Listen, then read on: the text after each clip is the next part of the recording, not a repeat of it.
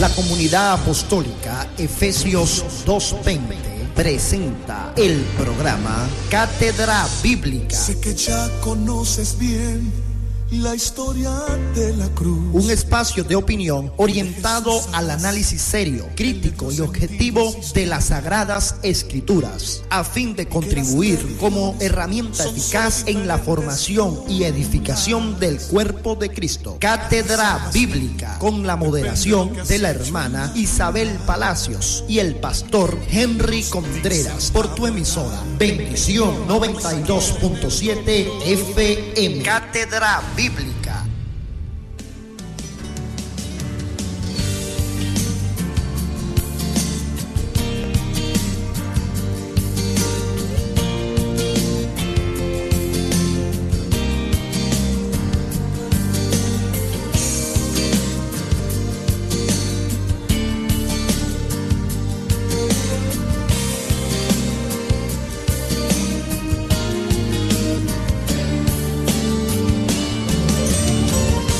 De la mañana con 4 minutos. Y usted, ¿por qué quitaste la cortina? Llegaste pero bien desordenado, regadísimo llegó el Diego. ¿Oyó? Eso va a ser cuero desde hoy. Usted está en Cátedra Bíblica por Bendición 92.7 FM. Estaremos acompañándoles hasta las 7 de la mañana en los controles y la supervisión de programación. El que a partir de este momento está en disciplina, el señor Diego Bogado. En la gerencia, no te rías, que eso es verdad, en la gerencia general Oscar Rebolledo, en la dirección de la estación, quien tiene el privilegio de hablar con todas y todos ustedes, para todas y todos ustedes, Mercedes Fuentes, todos nosotros acompañando a nuestro pastor Henry Contreras de la Comunidad Apostólica Efesios 2:20. Usted puede enviar sus mensajes al 0412-636-9658 y si lleva bien llamarnos al estudio puede hacerlo a través del 0239-992-5655. Estamos en la antesala del aniversario de Cátedra Bíblica, el primer aniversario. Correcto. Y estamos en los preparativos del segundo aniversario de Radio Bendición 92.7 FM. Pastor, muy buenos días. Buenos días, mi hermana. Buenos días para todas y todos los que nos sintonizan en esta hermosa mañana a través de 92.7 FM. Su programa Cátedra Bíblica. Buenos días para el gran Diego Bogado. Ya no es tan grande. Ya no es tan grande. Ha desmejorado mucho. ¿Verdad? Sí. Diego, medidas correctivas contigo según la apreciación de mi hermana. Bueno, mi hermana, contentos de poder estar aquí. Continuamos hoy analizando esta primera carta del Nuevo Testamento. No es otra que Primera de Tesalonicenses. Hoy vamos a estar viendo lo que tiene que ver con la estructura de la carta, la temática en líneas generales, pero vamos a ver un poco la estructura de la carta para poder comprender un poco cuál es el esquema, el patrón de pensamiento bajo el cual el autor nos quiere comunicar una idea, la idea de él y no la idea nuestra con respecto al tema de la carta, lo que realmente importa, lo que realmente cuenta, porque allí es donde está el acompañamiento del Espíritu Santo. También es importante para nosotros poder medir lo que es la estructura o el esquema bajo el cual el autor quiere comunicar, transmitir lo que a él le preocupó, lo que él quiso solventar en la comunidad de Tesalónica, porque los textos bíblicos tienen un alcance y ese alcance obviamente implica una medida. Entonces, si no tenemos nosotros más o menos claridad en cuanto a lo que es el alcance y la medida de un texto bíblico, pues el resultado puede ser otro. Correcto. Nos puede dar el resultado de lo que nosotros se nos antoje, lo que nosotros pensemos, y por allí es donde empiezan las malas interpretaciones de la Biblia. Entonces, siendo esta una carta de carácter fundacional, en este caso, pues el primer documento del Nuevo Testamento, pues tiene importancia y nosotros debemos pues hoy intentar acercarnos a ese contexto. El día de ayer estuvimos asomando algunos elementos de la carta, hoy vamos a seguir profundizando en ello. La carta tiene carácter de consuelo y exhortación. Observe que la ausencia del apóstol Pablo y el equipo que le acompaña, Silvano y Timoteo, han marcado una profunda tristeza tanto para la comunidad de Tesalónica como para Pablo y el equipo misionero que le acompaña. Y la carta es espléndida para intentar solventar esa situación, ya que ella va a suplir la presencia física del apóstol y el equipo misionero que fundó la comunidad. Entonces sirve como carta de consuelo y al mismo tiempo parenética. Entiéndase el término parenesis como exhortación, que forma parte de un cuerpo clave en el Nuevo Testamento. La exhortación es un tema recurrente y se dirige siempre a creyentes, y bueno, esta carta tiene también una parte parenética de exhortación. Entonces la escribe, por supuesto, el equipo misionero formado por Pablo, Silvano y Timoteo, como nosotros podemos verlo en el capítulo 1, versículo 1. La dirige a la comunidad de Tesalónica, fundada recientemente por el apóstol y el equipo que le acompaña, y tiene un carácter comunicativo, cercano e íntimo en ocasiones. La invocación de la palabra griega adelphos, palabra para hermanos, está presente en el cuerpo de la carta 12 veces, en escasamente 5 capítulos, lo cual supone el vínculo, la cercanía que sentía el apóstol con esta comunidad recientemente formada. El tema del recuerdo está presente aquí en esta carta. La añoranza por la presencia de la persona ausente adquieren un carácter personal, un carácter de comunión, de viveza, de cariño, de mucho afecto. Y bueno, fíjense que este tema del recuerdo, de la comunión, de la añoranza, e incluso aparece vinculado al tema de la oración, lo cual le da un plus al asunto, porque no se trata simplemente de añorar, de sentir ausencia, sino que además aparece muy vinculado al tema de la oración, al tema de Dios. Y así la dinámica del recuerdo y de la comunicación, al estar relacionada con Dios, con el Señor Jesucristo, con la comunidad de Tesalónica y con el equipo misional que la fundó, entonces le da un carácter bien estrecho de lo que es comunión, de lo que es intimidad entre el equipo misional y la comunidad que está naciendo, pues.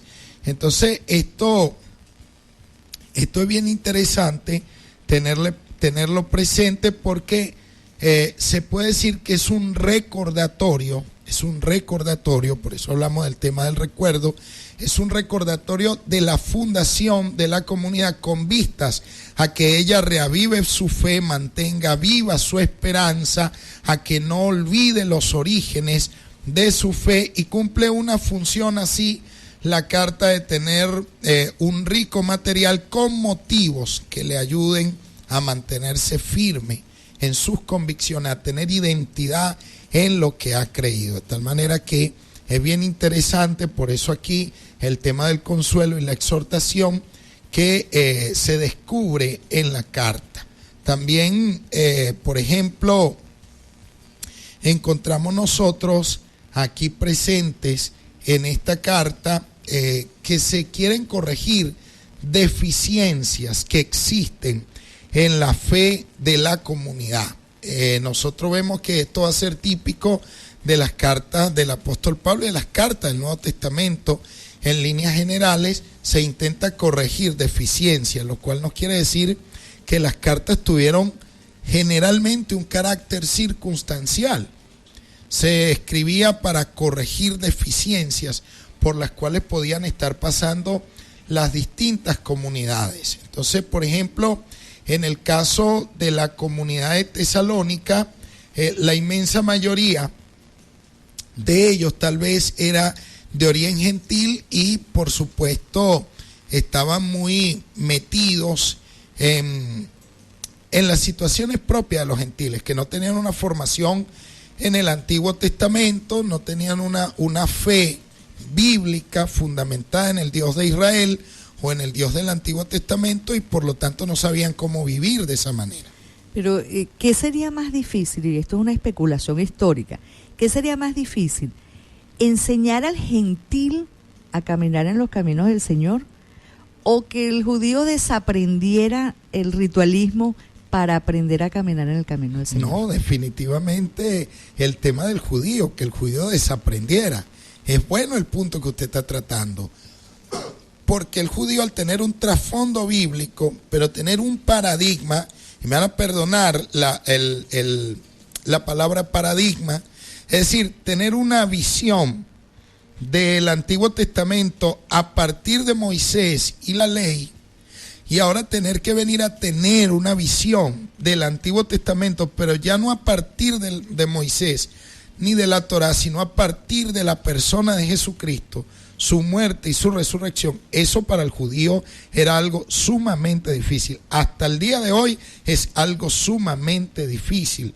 Entonces, por supuesto que era más difícil desaprender para luego aprender. O sea, era muy difícil poder interpretar toda la tradición bíblica del Antiguo Testamento a partir de la persona de Jesucristo. Usted me hace una pregunta que es una pregunta tentadora para uno desviarse definitivamente. Ay, perdone. No, hermana, irse por otro camino, porque es que esto tiene mucho que abonar en cuanto a lo que es los orígenes del cristianismo, en cuanto a lo que tiene que ver con los orígenes de nuestra fe. Incluso cuando venía conduciendo hacia acá, venía reflexionando justamente a partir de esa situación, como para poder entender los orígenes del cristianismo hay que contar con la interpretación que le dieron los primeros cristianos al Antiguo Testamento, que era el texto sagrado con el que ellos contaban. Ellos jamás pensaron en hacer una Biblia nueva, solo que eso estaba dentro de los planes y el propósito de Dios, es decir, el segundo cuerpo de la Biblia, o el cuerpo final llamado Nuevo Testamento. Entonces ellos meditaron, reflexionaron, interpretaron el Antiguo Testamento, pero bajo el paradigma de Cristo. Porque esa contaminación judaica, me dispensan el término, yo creo que ha generado todo este zaperoco. ¿Cómo que no? Entonces la gente no termina de diferenciar simetismo de sionismo, de la ley, Sí, de la no. dispensación. O sea, E incluso tenemos la tentación de volver nosotros, sin darnos cuenta, al judaísmo. y yo entiendo ahora la posición del apóstol Pablo con esa contundencia y esa fortaleza de carácter que el Señor forjó en él. Definitivamente. Pero a la vez acompañado de tanto amor, era necesario y es necesario ver con detenimiento a ese Pablo, al Pablo contundente, sin temor a pesar de todo lo que le sucedió, le siguió sucediendo ahí en adelante, y sin embargo él fue para adelante en el cumplimiento de la misión que el Señor le asignó. Por supuesto que sí. Sin medias tintas. Exactamente. Se impone para nosotros en estos momentos, se impone hacer una reconstrucción de las figuras históricas que hacen posible los textos bíblicos. Porque en este momento la relación que tenemos nosotros, los mediadores que tenemos nosotros muchas veces desde el púlpito, desde la iglesia, son mediadores teológicos y son mediadores que se remontan a periodos muy recientes de la historia de la iglesia y no van hasta los textos bíblicos.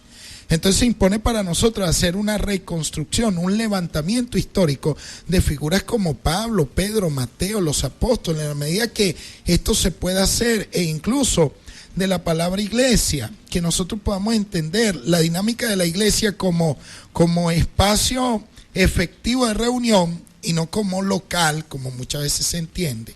Y era un espacio efectivo de reunión, una asamblea de ciudadanos libres y como comunidad en la dinámica de la fe cristiana.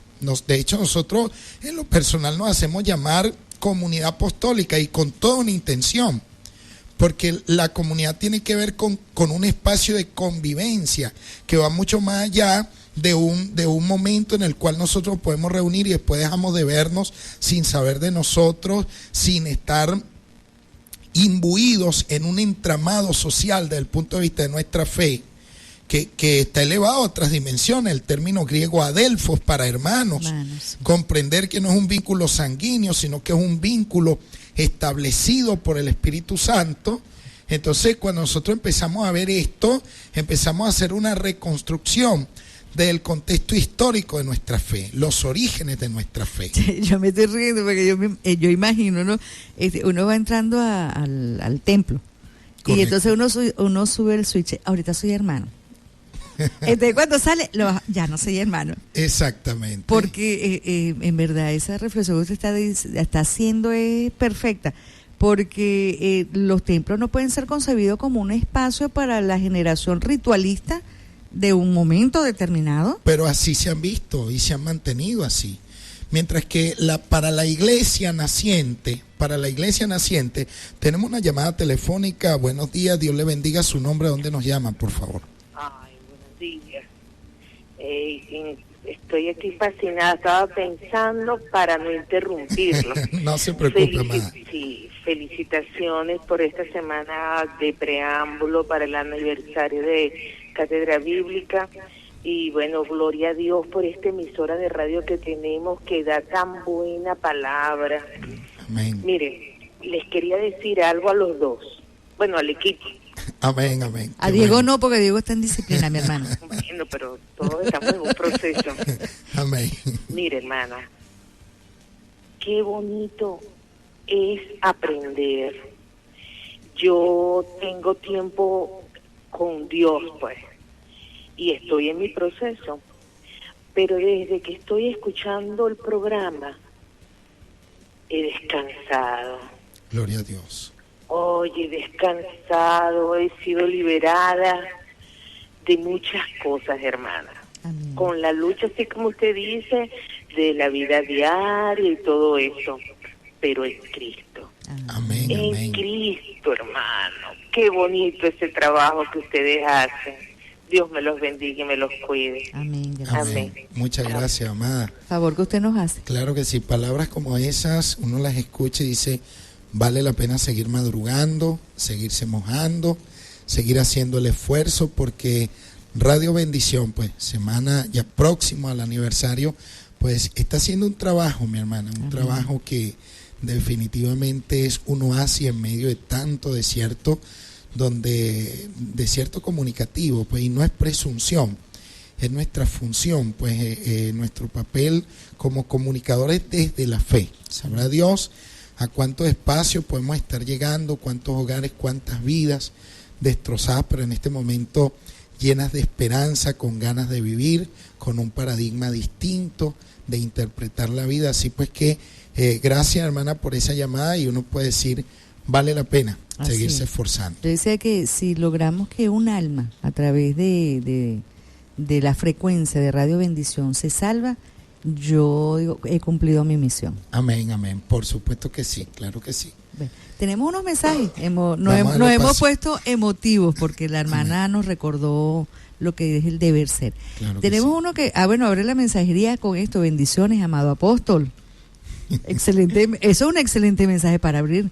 Dice, buenos días, amado, esta semana que viene tenemos una actividad en la iglesia Familia Cordero en Mariche con el pastor Pedro Durán, y hacemos la invitación a toda la comunidad, Los Mangos, Las Casitas y sus alrededores. Bueno, ya saben, los que estén en las cercanías y más allá que deseen acompañar a los hermanos, bueno, ya saben. Claro que sí, allá en Mariche, saludos para el pastor Durán, saludos para hermano Mario, hermana Teresa, todos los hermanos en Cristo allá en Mariche, adelante, pues, haciendo, siempre trabajando incansablemente en la obra del Señor. Ese es el trabajo, pues, de la mayoría de los cristianos que estamos distribuidos a lo largo y ancho de Venezuela y mucho más allá del país. Yo quiero pedirle algo a usted inusual, independientemente que se incorpore la hermana Isabel Palacio, que lo hace extraordinariamente bien y que pedimos a Dios que se recupere pronto.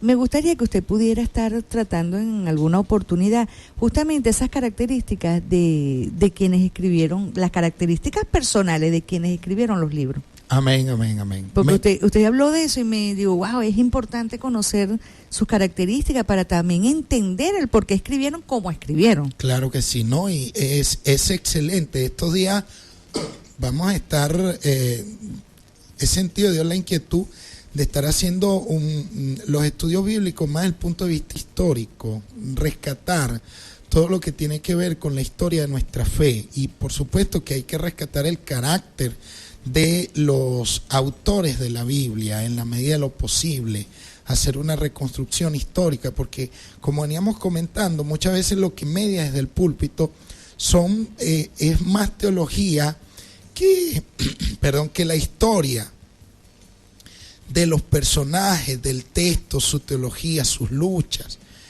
las comunidades a las que le escribe. Muchas veces eso ya no está mediando, y es eso lo que ha hecho nacer el texto bíblico. Pero muchas veces el vínculo, la relación que tenemos nosotros es con temas teológicos que no se remontan hasta el momento del texto. Y también yo creo que sería un buen aporte que justamente esa caracterización de a quién fue dirigida la carta.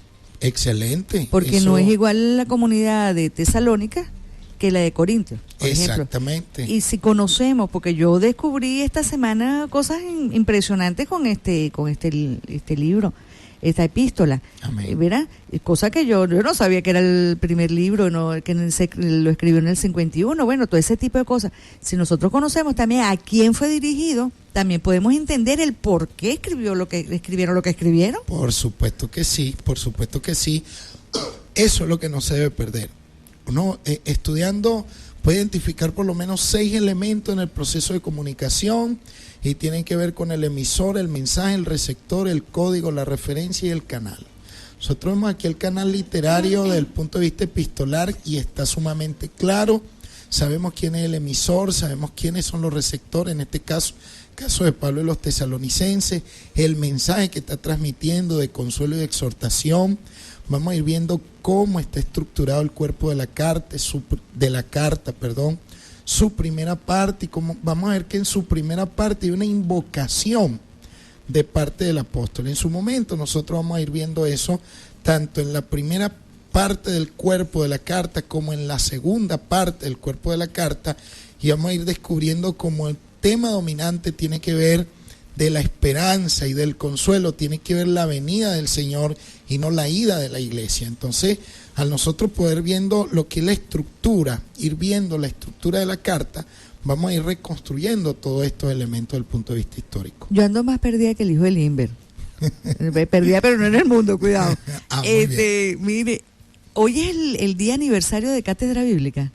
Hoy es 28. Mira, hermana, yo con la fecha yo le doy la gloria a Dios. Porque es que nos está mandando un mensaje que dice: buenos días, Dios les bendiga, pastor y hermana Mercedes. Un día como hoy, el Señor envió al pastor Henry para Bendición 92.7 FM, y hoy por hoy son un equipo formidable. Felicitaciones por su aniversario.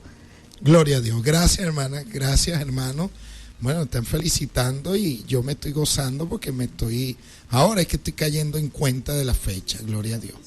28, pues sí, hoy estamos de aniversario, pastor, bueno, gloria a Dios. Usted, ese día estaba aquí el gran Diego, gloria a Dios. Sí. Usted insiste en tratarlo de sacar de la disciplina. Bueno, Diego, ¿qué podemos hacer? Misericordia. Carácter pastoral. Bueno, gracias por el mensaje, por el recordatorio, por tenernos presentes. Bueno, debemos, gloria a Dios, la hermana Mercedes se goza. Nos gozamos aquí en Cristo, estamos contentos, nos sentimos pues felices de poder realizar este trabajo con mucho afecto, y con mucha humildad. Felicitar a la hermana Isabel. Por supuesto que sí, a mi hermana Isabel Palacios. Bueno, continuamos nosotros entonces aquí descubriendo y estudiando juntos el carácter de esta carta. Es un pequeño grupo cristiano que se encuentra allí en Tesalónica. En su momento, siempre en este afán con la historia, vamos al examinar el concepto de lo que es iglesia, las iglesias presentes en el Nuevo Testamento, vamos a descubrir que había una estrategia del apóstol, por lo menos en Pablo es recurrente el tema de establecerse en las principales ciudades. En las principales ciudades, lo descubriendo en Filipos, en Colosas, en Éfeso. Vamos a ir descubriendo esto en Tesalónica. Son capitales de provincias romanas, son principales ciudades, pero se establecen pequeñas comunidades. Se van a establecer en hogares, en las casas. Van a tener un carácter familiar.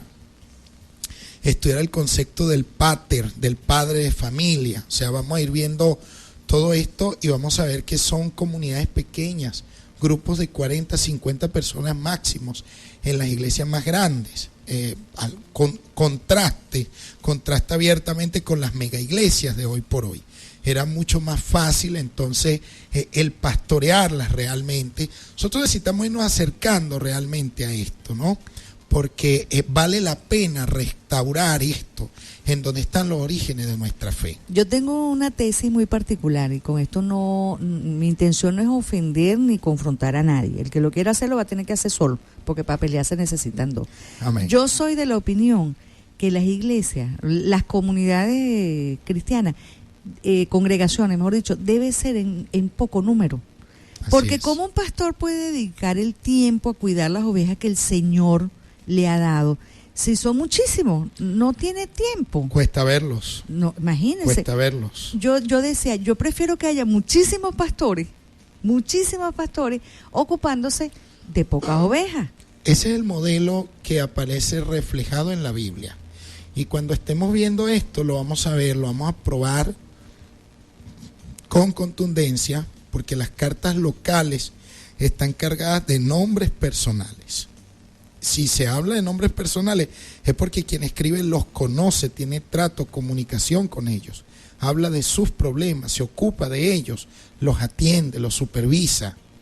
Entonces, vamos a ir comprendiendo eso, pues. Entonces, se trata de comunidades más o menos pequeñas, a pesar de estar en las principales ciudades, porque Tesalónica es provincia, es una provincia, y es capital, de una provincia romana allí. Bueno, sus miembros estaban bajo el influjo de costumbres y corrientes contrarias a la fe que ahora ellos tenían, y eso generaba un factor de presión social, también una presión política a la cual se van a ver sometidos ellos, y eso marca varios de los problemas de su origen, y sobre eso quiere responderles el apóstol Pablo en este caso, sus luchas, sus tribulaciones que están enfrentando ellos. Vamos a ver el capítulo 1, versículo 6, capítulo 2, versículo 2, para los que están tomando nota.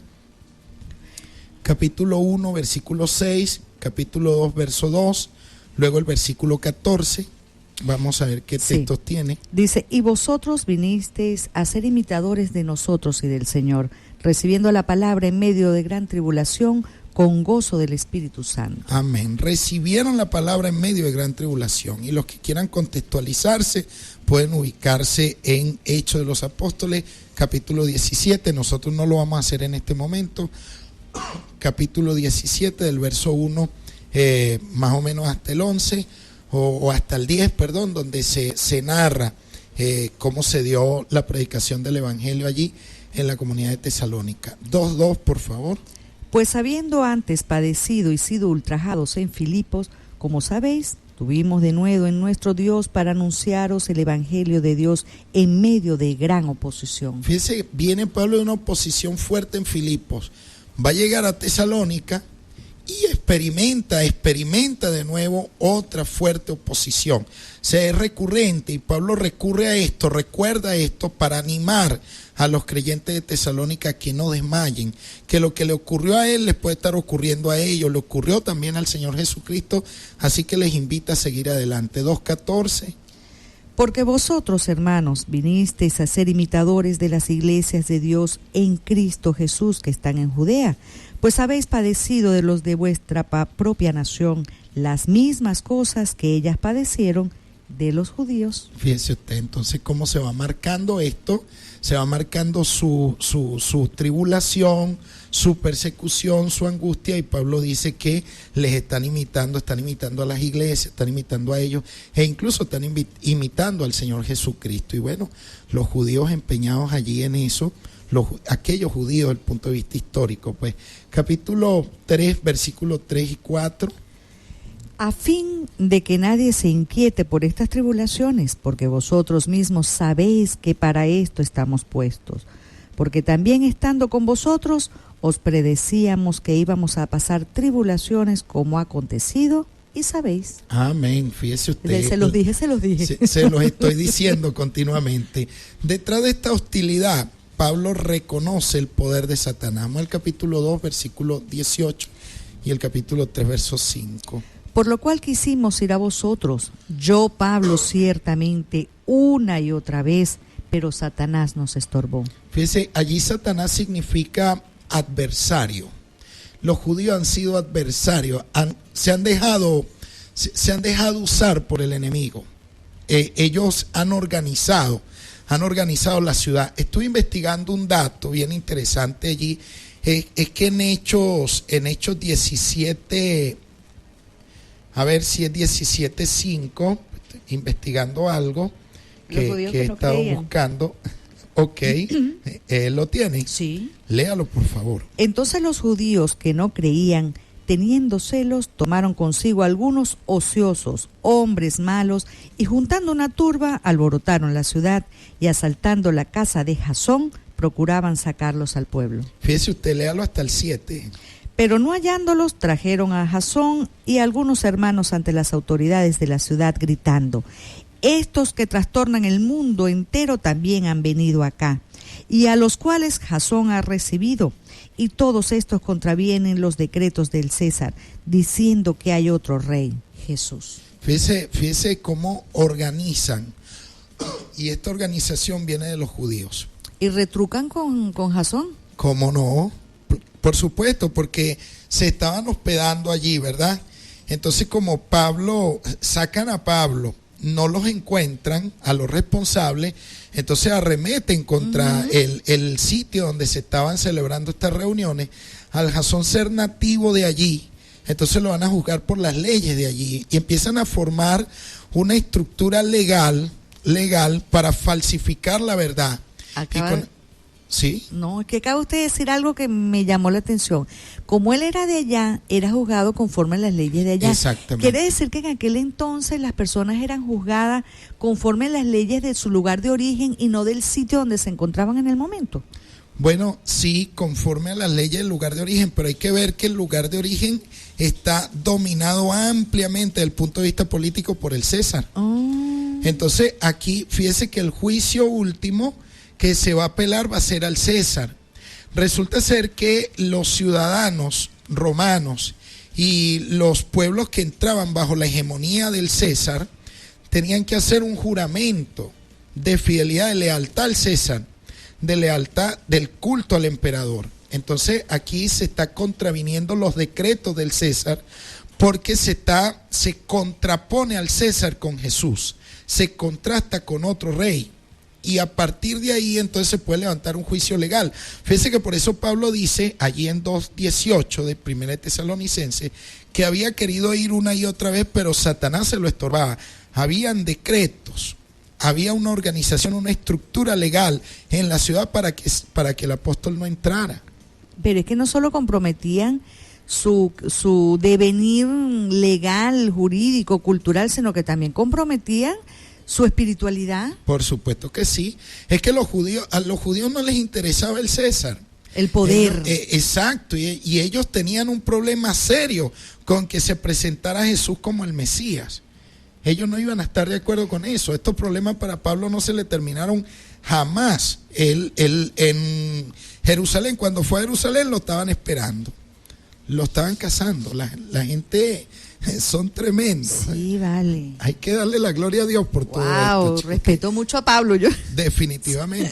El apóstol Pablo fue un hombre de una entereza y una entrega tremenda. Entonces allí, continuando en 1 Tesalonicenses 2:18, 3:5, vamos a verlo.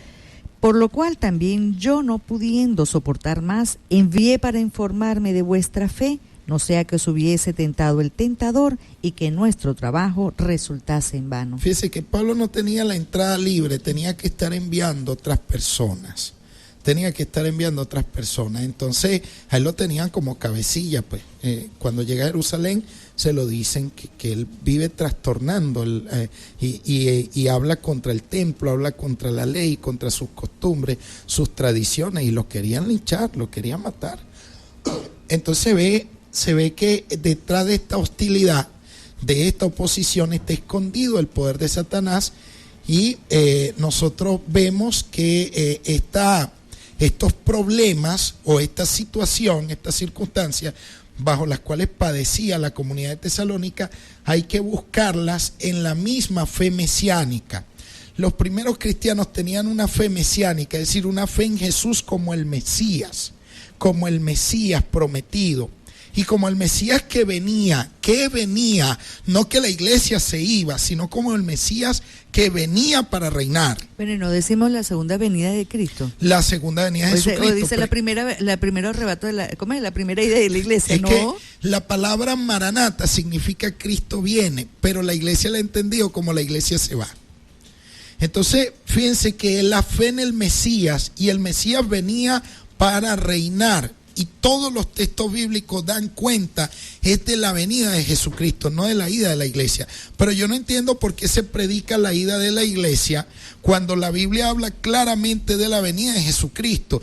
Así se falsifica el mensaje cristiano. Se falsifica, mire, primero el mensaje del Jesús histórico. 2, de los primeros apóstoles que lo predicaron.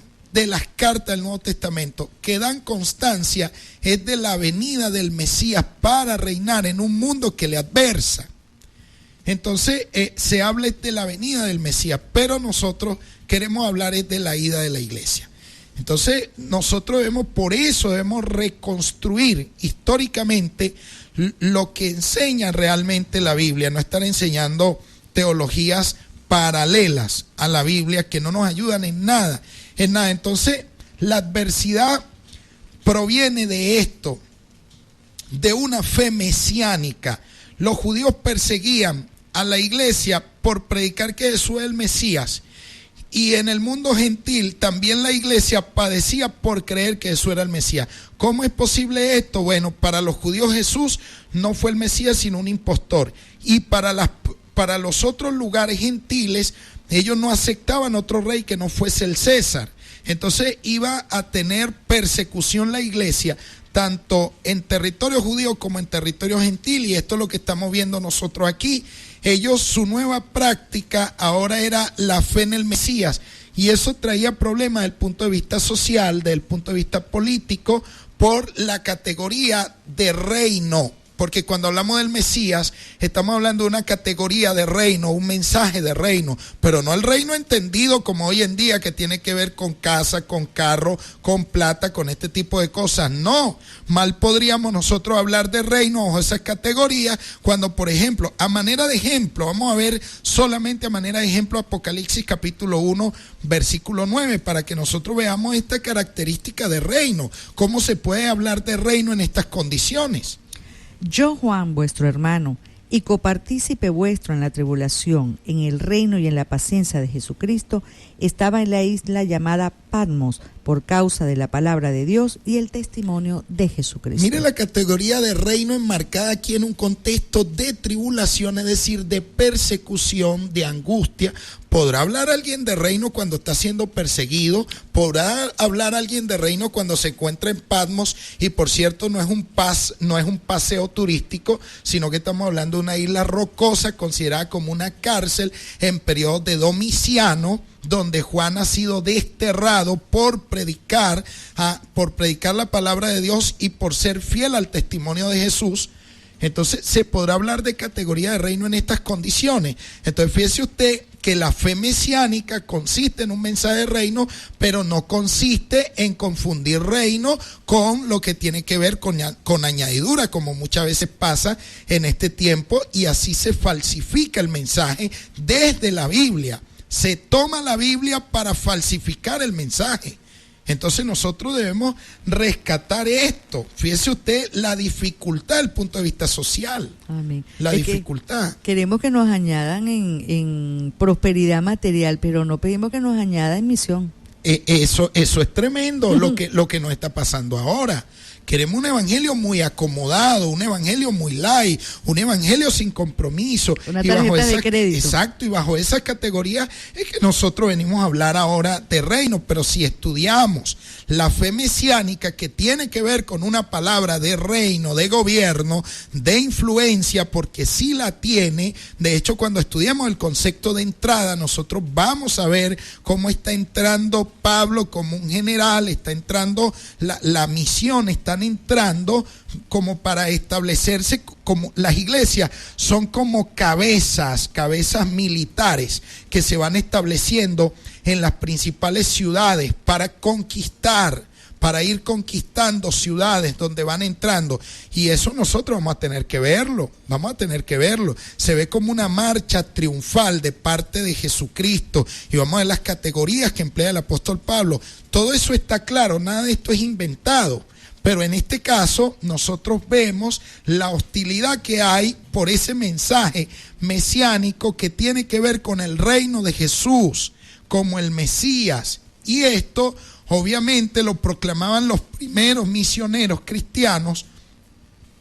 Y entonces desde ese punto de vista presentaba dificultad con las autoridades, a los que estaban abrazando la nueva fe, y eso les presentaba un reto frontal, porque era un mensaje subversivo, era un mensaje de subversión abierta contra el poder político y específicamente contra el poder imperial, contra el poder de César, que tenía toda una propaganda ideológica de culto al emperador. Entonces es posible, y nosotros debemos seguir ahondando en este asunto.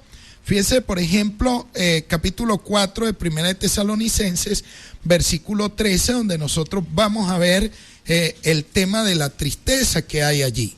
3 o 13, pastor. Capítulo 4, versículo 13. 13, sí. Dice así: tampoco queremos, hermanos, que ignoréis acerca de los que duermen, para que no os entristezcáis como los coros que no tienen esperanza. Vuélvalo a leer, por favor. Sí. Tampoco queremos, hermanos, que ignoréis acerca de los que duermen, para que no os entristezcáis con los otros que no tienen esperanza.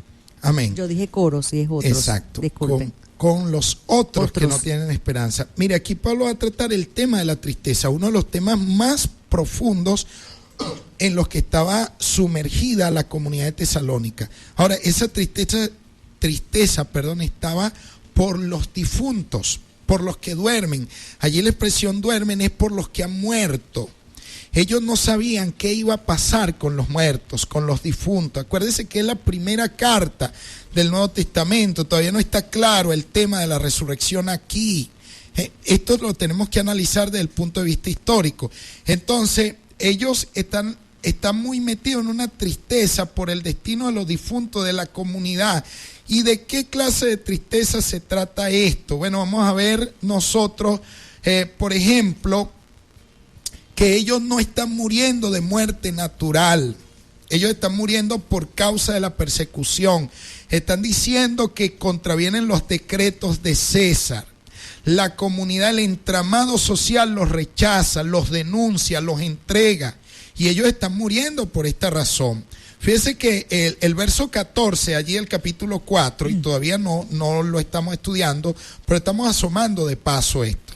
Porque si creemos que Jesús murió y resucitó, así también traerá Dios con Jesús a los que durmieron en él. Fíjese, si creemos que Jesús murió, pero Jesús no murió de muerte natural, ni de viejito, ni tampoco de enfermedad.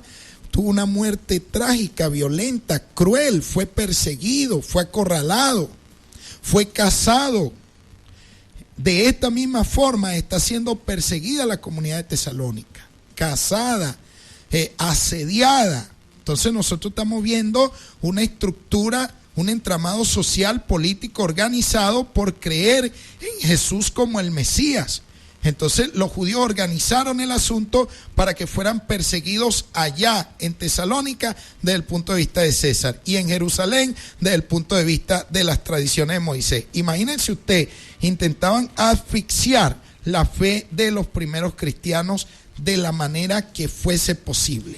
Yo me estoy gozando porque aquí dice lo de la venida del Señor, lero, lero. Ah, bueno, gloria a Dios. Es que es así, es que el tema dominante en la carta es la venida del Señor, Sí. no la ida de la iglesia. No, es que pero disculpe, no lo dice metafóricamente. no, es que lo dice claramente, con claridad, sin ambigüedad de ningún tipo. Entonces debemos nosotros tomar en cuenta todo esto a la hora de hacerle justicia realmente a la estructura. En primer lugar, la estructura de la carta. Imagínense cuando consideremos el contenido, ya el contenido neto. Definitivamente nos vamos a caer para atrás y de dónde vamos a sacar nosotros invento de una iglesia que se va. Es que literariamente, solo literariamente, ya es extraordinaria. Amén. Extraordinaria. Amén. Por supuesto que lo es. Por supuesto que lo es. Imagínense. Pero no la consideramos como debe considerarse muchas veces. Bueno, entonces observen, ya le vamos a dar paso a la mensajería de texto, los que nos estén escribiendo, por favor, un poco de paciencia, pero hay mucho material por adelantar. La carta en su estructura, por ejemplo, tiene la entrada o la presentación, capítulo 1, verso 1. Luego nosotros tenemos, si se quiere, la introducción que va desde el 2 hasta el 10 del capítulo 1, del capítulo 1, los versículos 2 hasta el versículo 10. Y por cierto, fíjese cómo cierra el versículo 10 del capítulo 1, vamos a verlo. Y esperar de los cielos a su Hijo, al cual resucitó de los muertos, a Jesús, quien nos libra de la ira venidera. Fíjese que se habla de un Jesús que viene, no de una iglesia que se va. Así es. Esperar de los cielos a su Hijo. ¿Ok? No, Cerrando. no váyase corriendito para allá. Exactamente. Cerrando la introducción de la carta. Cerrando la introducción de la carta. La apertura del desarrollo de la carta, es decir, su primera parte que va desde el capítulo 2 hasta el capítulo 3, versículo 13, fíjese usted cómo cierra la primera parte de la carta. Léalo por favor, el verso 13. Para que sean afirmados vuestros corazones irreprensibles en santidad delante de Dios nuestro Padre, en la venida de nuestro Señor Jesucristo con todos sus santos. ¿Cómo cierra la Sí. primera parte de la carta? Cierra con la venida del Señor. Es constante. Es constante, es recurrente. Y la tercera parte de la carta, que nosotros la encontramos desde el capítulo 4 hasta desde el capítulo 4 hasta el 5:24, fíjese usted lo que dice el versículo 23. Y el mismo Dios de paz os santifique por completo, y todo vuestro ser, espíritu, alma y cuerpo sea guardado irreprensible para la venida de nuestro Señor Jesucristo. Fíjese, la segunda parte del cuerpo de la carta cierra de nuevo con el tema de la venida del Señor Jesucristo. La carta en su conclusión, en su parte final, que vaya por supuesto desde el verso 25 hasta el 28 del capítulo, perdonen ustedes, en el capítulo 5, 25-28. ok, desde el 25 al 28, tiene que ver con la conciencia de la comunión que tiene Pablo, una vez más el recuerdo de la conciencia que tiene Pablo y la comunión que tiene con los hermanos, y la orden de que la carta pueda ser leída y que la oigan todos, y concluye pues con el deseo de la gracia de nuestro Señor Jesucristo sobre la iglesia. Mire, el verso 25 dice: amados hermanos, oren por nosotros. Es decir, hay una profunda comunión. Que saluden a todos los hermanos con ósculo santo, entiéndase con beso, pues. Y el verso 27, recuerden que ayer comentábamos que la carta tenía un carácter oficial con la autoridad de quien escribía. Mire el verso 27 como lo confirma: les ordeno en el nombre del Señor que les lean esta carta a todos los demás hermanos. O sea, la carta debía ser leída en presencia de toda la iglesia. Extensivo. Extensivo, debían reunirse como asamblea. Concluye deseando que la gracia de nuestro Señor Jesucristo sea con ustedes. Entonces, fíjese usted que si nosotros revisamos lo que es la estructura de la carta, primero su presentación, 1:1. Segundo, lo que tiene que ver con su introducción o el proemio de la carta, que va de los versículos 2 hasta el 10 del capítulo 1, cierra el versículo 10 con la venida del Señor Jesucristo. La primera parte del tema de la carta, que tiene que ver con el capítulo 2, que ya comentamos, hasta el capítulo 3, versículo 13, su primera parte cierra con el tema de la venida del Señor. Cuando analizamos la segunda parte del tema de la carta, también se cierra en el 5, 23 y 24 con el tema de la venida del Señor. Entonces, si el cuerpo principal de la carta está atravesado por la esperanza mesiánica de la venida del Señor Jesucristo, de donde nosotros las ideas trasnochadas de que esta carta enseña porque desde esta se han fundamentado principalmente la idea de que la iglesia se va para el cielo. Cuando los cristianos en el fondo no se quieren ir, hermano, muchas veces nos caemos nosotros a mentiras. Hay gente que dice, no, yo quiero irme, estoy esperando que Cristo venga, estoy esperando que el Señor venga porque yo me quiero ir, ya este mundo no lo aguanta nadie y no sé cuántas cosas. Déjeme decirle que nuestro reino no es de este mundo, pero es para este mundo. Amén. Es para este mundo, porque este mundo tiene que ser predicado, se le tiene que anunciar el mensaje del evangelio. Entonces la gente viene cayéndose a mentira y usa todos los paliativos que ha dejado el Espíritu Santo para no irse. Los usan, pero ellos dicen que se quieren ir. Para no hacer lo que tienen que hacer. Sí, así es. Ellos dicen que se quieren ir.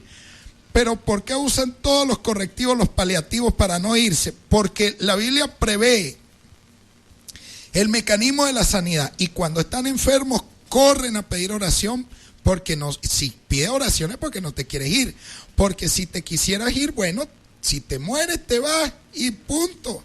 No dice que te quieres ir, pues. Se cumplió su deseo. Exacto. Entonces sabemos que no se quieren ir.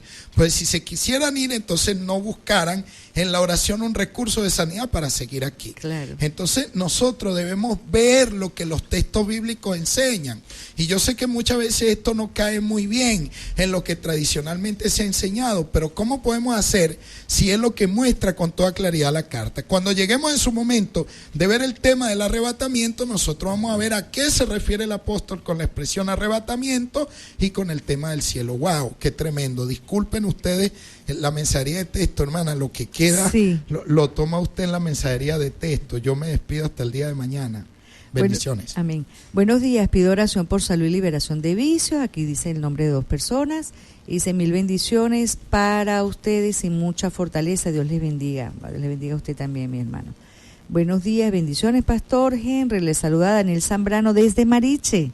Bendiciones, amado hermano, cantante de música llanera. Están sonando tus temas por aquí, Daniel. En cuanto a lo que dice la hermana Mercedes, hay una versión que dice que el Espíritu de Dios encubará, algo así, sobre las aguas. Esto enriquece la mente, pero para mucho esto es una herejía.